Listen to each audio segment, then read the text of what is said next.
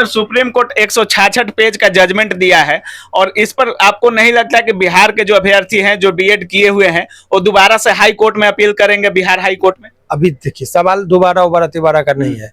बिहार में अब ये मामला बिहार का वहां पर था ही नहीं, वो राजस्थान के संदर्भ में ऑनरेबल सुप्रीम कोर्ट ने दिया है। लेकिन जजमेंट में तो बोला है जजमेंट का, उस जजमेंट का बिहार के संदर्भ में बिहार की जो नोटिफिकेशन है उसमें बिहार की राज्य सरकार और उसमें एनसीटीई का जो है उसमें यदि दोनों के बीच में कोई कंट्राडिक्शन होगा तो उस परिस्थिति में इनको लाया जाएगा यहाँ। एक सवाल सर, क्या इसमें बिहार सरकार अपने विशेषाधिकार का प्रयोग कर सकती है? क्योंकि शिक्षा विभाग समवर्ती सूची का विषय है और इसमें कानून जो बनाने का अधिकार है राज्य सरकार को भी होता है सर। बिल्कुल, आपने बहुत अच्छा बात कहा। इसीलिए मैं कह रहा हूँ कि कंकरेंट लिस्ट में आइटम 52 जो है उसमें एजुकेशन को रखा गया है। तो कंकरेंट लिस्ट में तो ये कोई कानून बनाते हैं राज्य सरकार और केंद्र सरकार, दोनों के बीच में यदि कोई कंट्राडिक्शन होगा तो केंद्र सरकार का जो बनाया हुआ चीज है वो अधिभावी होगा। तो ये सब जो कंट्राडिक्शन है कि केंद्र सरकार कुछ अलग मंतव्य रखता हो और बिहार सरकार अलग, तब वो पेच ज्यादा फंसेगा। नमस्कार दोस्तों, बिहार शिक्षक की जब से वैकेंसी आई है तब से विवाद हो रहा है। कभी न कभी बीपीएससी को लेकर विवाद हो रहा था, कभी सीटेट को लेकर विवाद हो रहा था और अभी सुप्रीम कोर्ट का आज आदेश आया है कि जो भी 1 से 5 तक के जो भी प्राइमरी टीचर बनेंगे उनमें बीएड वालों की एलिजिबिलिटी नहीं होगी, उसमें केवल डीएलएड एलिजिबल होंगे। और जब से सुप्रीम कोर्ट का ये आदेश आया है तब से शिक्षक अभ्यर्थी फिर से विवाद में कहीं ना कहीं इस पूरे वैकेंसी को देख रहे हैं और उनके मन में एक डर बन गई है कि हो सकता है कि इस वैकेंसी को कहीं कैंसिल न कर दिया जाए। इसी मुद्दे पर हम बात करने के लिए हाईकोर्ट के जाने माने अधिवक्ता शिवनंदन भारती सर के साथ हैं। और सबसे पहले सर स्वागत है आपका। जी बहुत बहुत शुक्रिया आपका। सर आज सुप्रीम कोर्ट का आदेश जिस तरह से आया है सर, बिहार शिक्षक अभ्यर्थियों को लेकर, राजस्थान का हालांकि था, लेकिन तब से जब सुप्रीम कोर्ट बोला है कि पूरे देश में लागू होगा और डीएलएड वाले ही सिर्फ 1 से 5 तक एलिजिबल होंगे, बीएड का जो अभ्यर्थी किए हैं वो एलिजिबल नहीं होंगे, तब से कहीं ना कहीं पूरे बिहार के शिक्षक अभ्यर्थी को एक डर सता रहा है कि ये वैकेंसी कहीं ना कहीं कैंसिल हो जाएगा। आपको क्या लगता है सर, क्या फैसला है ये? देखिए, इस फैसले में यदि आप देखेंगे तो राजस्थान सरकार के नोटिफिकेशन को चैलेंज किया गया था, न कि बिहार की जो अभी एग्जाम होने वाली इस नोटिफिकेशन को कहीं कोई चैलेंज ही नहीं किया गया था। तो ऑनरेबल सुप्रीम कोर्ट का जो जजमेंट है अभी क्लियर कट में, उनका पूरा फोकस वो राजस्थान के नोटिफिकेशन के लाइट में है। लेकिन चूंकि जब कभी भी कोई निर्णय ऑनरेबल सुप्रीम कोर्ट के द्वारा दी जाती है तो उस जजमेंट का इम्पैक्ट अदर स्टेट में भी होता है, तो बिहार में भी वो चीज को चाहेंगे कि लागू हो, डीएलएड वाले खास करके, और वो मामले को न्यायालय में ला सकते हैं। तो ऐसे परिस्थिति में इतना बात तय है कि ये जजमेंट आ जाने के बाद ये जो वैकेंसी थी अभी शिक्षक अपॉइंटमेंट की, वो कहीं ना कहीं उस पर ग्रहण लगता हुआ नजर जरूर आ रहा है। ग्रहण लग रहा है सर? ग्रहण लग चुका है कह सकते हैं फिलहाल। अच्छा सर, सुप्रीम कोर्ट 166 पेज का जजमेंट दिया है और इस पर आपको नहीं लगता कि बिहार के जो अभ्यर्थी हैं जो बीएड किए हुए हैं वो दोबारा से हाई कोर्ट में अपील करेंगे, बिहार हाई कोर्ट में? अभी देखिए, सवाल दोबारा तिबारा का नहीं है। बिहार में अब ये मामला बिहार का वहां पर था ही नहीं, वो राजस्थान के संदर्भ में ऑनरेबल सुप्रीम कोर्ट ने दिया है। लेकिन जजमेंट में तो बोला है, जजमेंट का, उस जजमेंट का बिहार के संदर्भ में बिहार की जो नोटिफिकेशन है उसमें बिहार की राज्य सरकार और उसमें एनसीटीई का जो है उसमें यदि दोनों के बीच में कोई कंट्राडिक्शन होगा तो उस परिस्थिति में इनको लाया जाएगा यहाँ पर। तो आप इतना समझ लीजिए कि बिहार में भी इसका इम्पैक्ट जरूर है कि उस जजमेंट का असर बिहार में भी पड़ेगा, परंतु अभी जो छात्र जो एग्जाम दे रहे हैं उनके लिए सुप्रीम कोर्ट का ये जजमेंट आने के बाद बहुत लोगों के मन में एक दुविधा हो गया कि एग्जाम होगा कि नहीं होगा।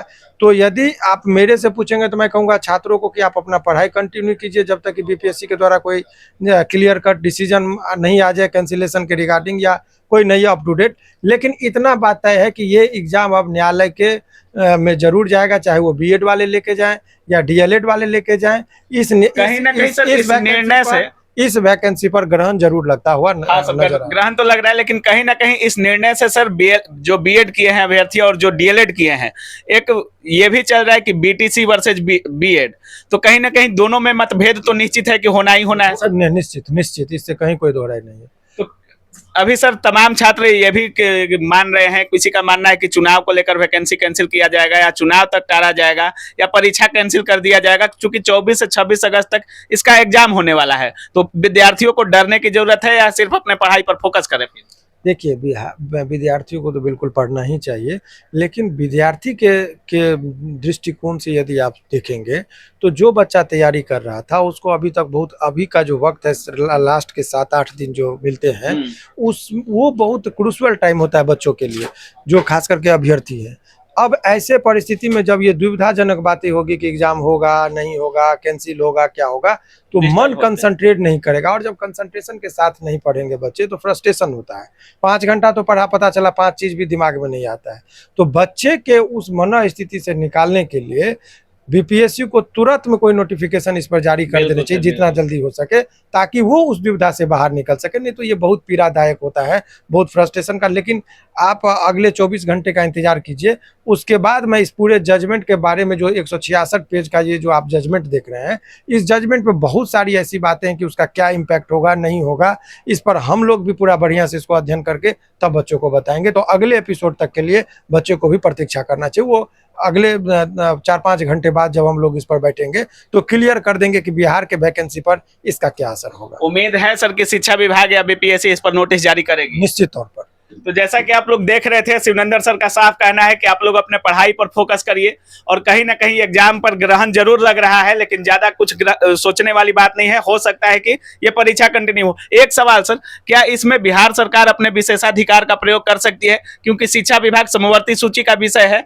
और इसमें कानून जो बनाने का अधिकार है राज्य सरकार को भी होता है सर। बिल्कुल, आपने बहुत अच्छा बात कहा। इसीलिए मैं कह रहा हूँ कि कंकरेंट लिस्ट में आइटम 52 जो है उसमें एजुकेशन को रखा गया है। तो कंकरेंट लिस्ट में तो ये कोई कानून बनाते हैं राज्य सरकार और केंद्र सरकार, दोनों के बीच में यदि कोई कंट्राडिक्शन होगा तो केंद्र सरकार का जो बनाया हुआ चीज़ है वो अधिभावी होगा।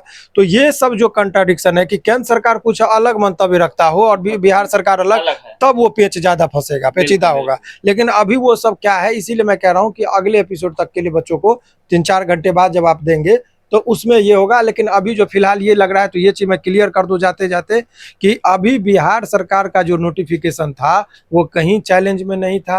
अभी ये जो जजमेंट आया है वो राजस्थान के जो रीट पिटीशन, 2 रीट पिटीशन था, उसके संबंध में उससे कयास और मायने इसके लिए लगाए जा रहे हैं, और उस जजमेंट का असर बिहार के इस वैकेंसी पर क्या पड़ेगा उसके केवल कयास लगाए जा रहे हैं। कोई ऑथराइज रूप से, ऑथेंटिक तरीके से अभी तक कोई निर्णय नहीं है, और जब तक कोई ऑथराइज तरीके से नहीं हो, ऐसे परिस्थिति में बच्चों को अपनी पढ़ाई नहीं छोड़नी चाहिए, वो अपने पढ़ाई पर कंसंट्रेट करें।